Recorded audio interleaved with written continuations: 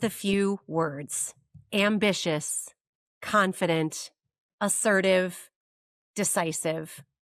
Do those words land the same way no matter who they're describing? In a lot of professional environments, they don't. Because when a man is ambitious, he's often seen as driven. And when a woman is ambitious, she can be seen as aggressive. When a man is confident, he has executive presence. When a woman is confident, she's a lot. I know that we come across that a lot, Kelly. Yes. Um, when a man is assertive, he's leadership material.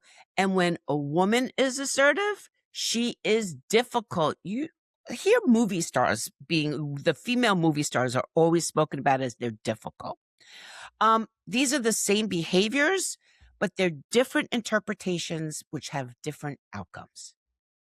Exactly, Deborah. And this is where it stops being personal perception and starts affecting careers.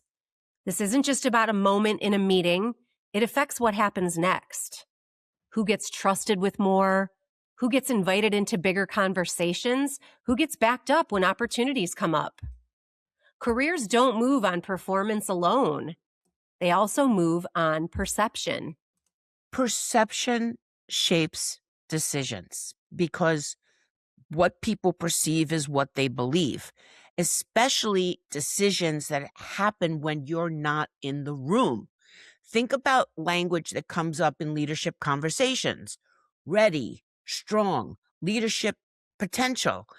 Those words carry weight. They influence who gets put forward, who gets supported, who gets the benefit of the doubt when they don't check every box for the role that they're in yet. That's so true. And those descriptions are not always neutral, are they? Two people can deliver the same results, show the same drive, want the same growth, and still get described differently. Exactly. And that's where the opportunity starts shifting, not necessarily in performance, in how the performance is framed and when it matters most, because a lot of this is subtle. It's not always intentional, but you hear it in the qualifiers. She's great, but he's not quite there yet, but in those cases, Kelly, those buts are not the same. One literally slows someone down, and the other one keeps someone moving forward. I feel that. I've experienced it. We've all seen it. I'm sure a lot of people who are listening to this now are feeling that in their bones, right? But to be clear, this is not a man versus woman thing, right? This isn't about being angry or anything like that. It's not about blame. It's about awareness. If you're not aware of how ambition is being interpreted, it's hard to change the outcome. I've spoken to you about this before, but I tested this theory in ChatGPT. And what I did was I asked for advice about someone going for a leadership role when they weren't 100% qualified for the job yet. And when I identified that person as a man, the response was, go for it. You'll figure it out. You're going to grow into the role. No worries whatsoever. When I asked the same question and framed it as a woman asking the question, it was, you can go for it, but think about how you position your experience. Make sure you're going to die when you hear this. You're coming across as confident, not overreaching. One gets momentum, one gets qualifiers. And what's important is that AI didn't invent that. It learned it through massive amounts of training on human language, feedback, and behavior. That is how deeply these perceptions are embedded in the world. I mean, it really feels like AI is just a microcosm of society, isn't it? And that's the part that gets me. Women are often coached to manage perception before they even get to take the shot. Not just can you do the job, but how will this be received? It's a very different calculation, isn't it, Deborah? It is, especially in male dominated industries. And look, ambition is not the problem. Wanting more responsibility is not the problem. It's certainly not your problem. Being visible is not the problem. The issue is how those things are interpreted.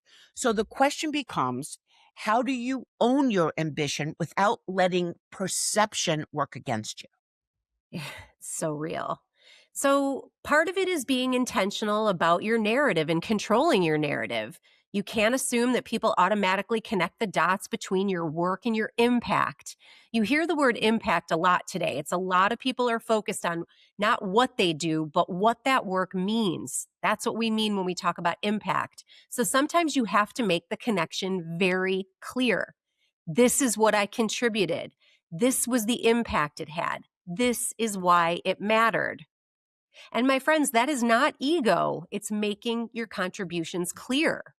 And if you're in leadership, pay attention to the language that you use around other people.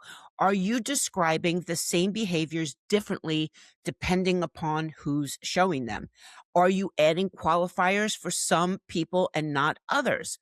Culture in a work environment gets reinforced in small moments like that, not just in policies. And just to reiterate once again, we we are suggesting this could be unconscious in everybody's life because of the way that it is framed in society in general. It is unconscious, absolutely, because it's part of our conditioning for some of us, depending on how we grew up and how, how old we are or where we are in our careers. So these are things that once you become aware of them, you will see them more. And it's not even if you're not in leadership yet, you still influence how people are perceived. You can reinforce someone's contribution clearly by calling attention to it. You can interrupt dismissive language in real time because, again, some people are not aware of the things that they're doing. And when you do that with kindness, it should have an effect on somebody.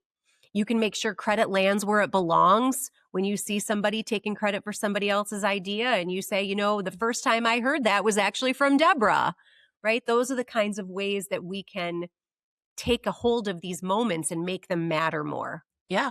If you see something, say something. Or if you hear something, say something. And, Kelly's right. There's gentle ways of doing it. You're not there to, cause a riot in your office, but, just make sure, take ownership for what you do. And if you're in a position where you can say, we actually spoke about this last week and it was Kelly who brought this to the table, so I just want to make sure next time you share with the team that that's where this idea came from. So Kelly, before, we love leaving people with something practical. So before we wrap up, here's something that everybody out there can do. And I've actually done it myself since we've been talking about this.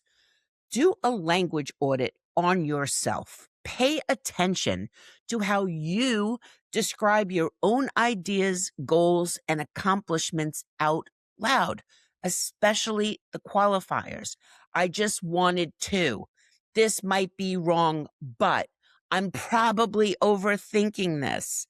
Listen for how often you soften your own authority before anyone else has the chance to question it. And this actually happened to me the other day.